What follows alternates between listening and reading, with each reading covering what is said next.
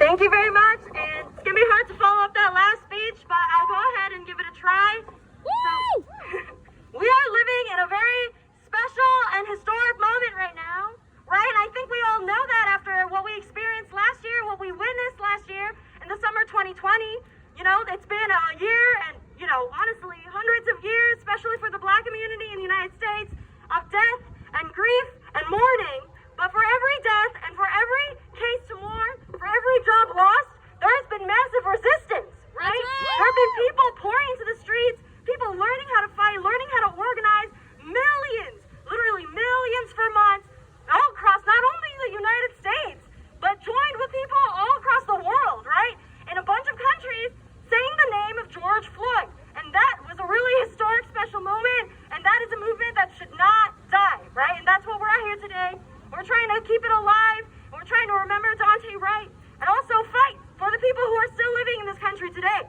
That's right. So even with the government failing us, the U.S. government, even with the cops coming after our Black brothers, siblings, and sisters, the masses are still moving history. The masses are still winning things, moving things in the cases in the only way that they can. Kimberly Potter did not resign from her job right away. She was not fired by the police department, and she was not charged with second-degree manslaughter until people protested in the streets for 5 days straight, which they're still doing.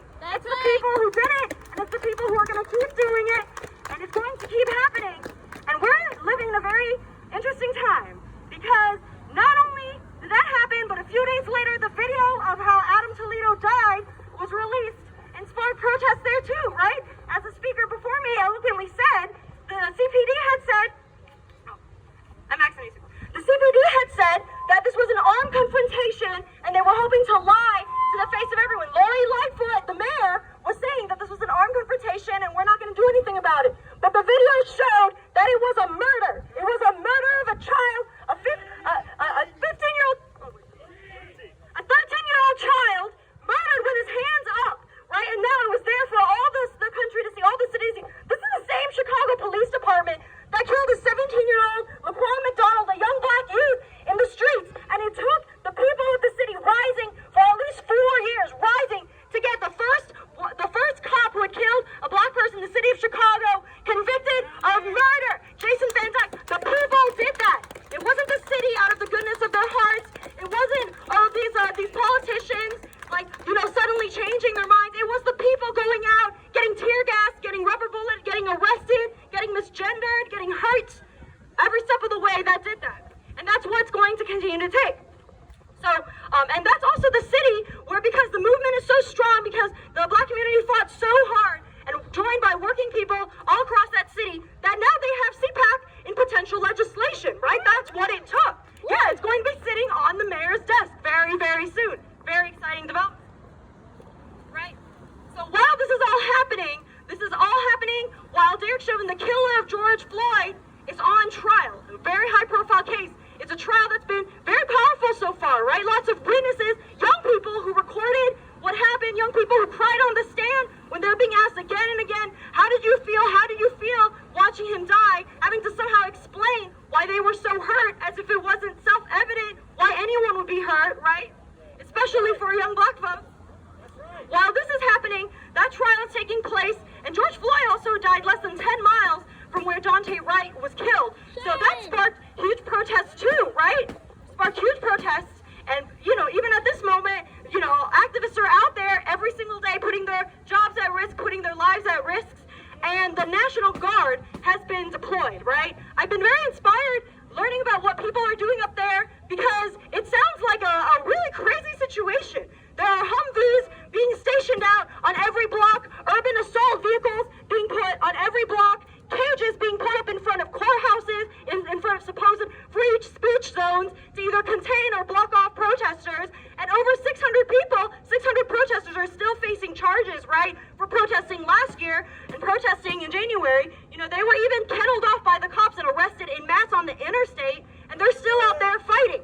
That's you know, right. They're still out there fighting, and it's extremely powerful. Woo! But, you know, with that said, it's still, you know, what the verdict is about to come out, and for all that the people are gearing up to fight, you know, our enemy, the rich and their defenders, the police, are still looking to gear up even more, right? They're looking for further attacks. In fact, the comrades said that the situation reminded them of what they'd seen in the 1980s in El Salvador, which had U.S.-backed death squads literally patrolling the country, right? Patrolling the cities to kill and fend off protesters. That's how bad that it looks.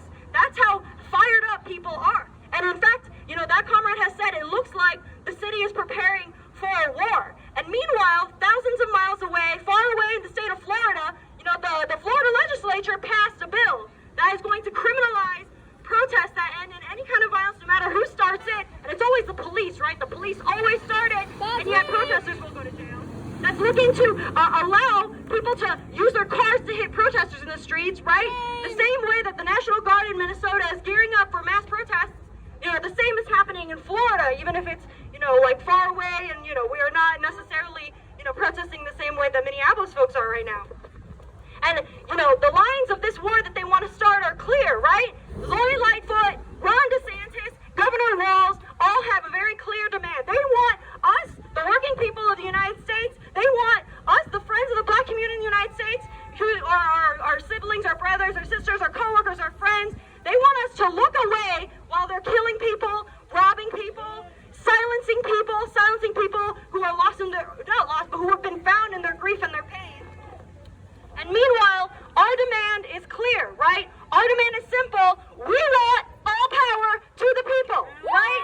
All power to the people. We want it in the short term, whether it's legislation like CPAC, in which will consist of community members that can actually govern the police, defund the police, hire, fire, investigate everything, right? We want it in the long term, right? We want it in all aspects of our life. In our workplaces, we want the strength of our unions to be actually able to enjoy the economic fruits of our labor, right? And then fend off discrimination that keeps oppressed people like black folks, Chicano folks out of jobs and out of housing and out of all the things that people need, right? We want it in politics, right? We want it where we can have a revolutionary group that consists of and is led by fighting working people, the fighting members of the community of oppressed groups such as like black folks in the South, Chicano folks in the Southwest, all across the country, that we are looking for a political group to be able to take control of politics in this country, right? Because it's not coming from Congress as we know it. We have some friends in, we have some House representatives who, for instance, joined the protests against HB1 in Tallahassee, right? But unfortunately, they're a bit outnumbered by the rich who are constantly buying the courts and buying the police and buying the legislatures. So we need a real movement consisting of real people fighting for the people we work with, the people we love, the people we identify with, the people of our community. And we want this movement to be also looking to be fighting for justice internationally, right? A movement that can also stop U.S. imperialism, stop U.S. wars that are killing people senselessly all across the world, suffering the same way and worse in a lot of ways than people in the United States, right? We want it all. We want to be able to actually fight for our rights as working people, as oppressed people in this country. And we want self-determination, as Malcolm X said, right? For the black folks who are patrolled by killers in their own communities, who are excluded from jobs, who are excluded from schools, in lands where they are concentrated and have been for over 400 years, we want them to see self-determination in our lifetime. And of course, it always comes back to the need to fight for justice and fairness, to see killer cops pay for taking the lives of kids, of fathers and mothers, of co-workers and friends, people who are our kids, people who we will fight for. And when I say all power to the people, I mean that we also want it in the long term. We want it in the form of a revolution, and we want people to fight always in the streets and take the side of the masses in the history of humanity, right? That's what we're looking at here when we see people marching, millions of people marching all over the world. We want that movement to last. Right. So we can't bring back the dead, right? But we can fight in their name for our futures. We can fight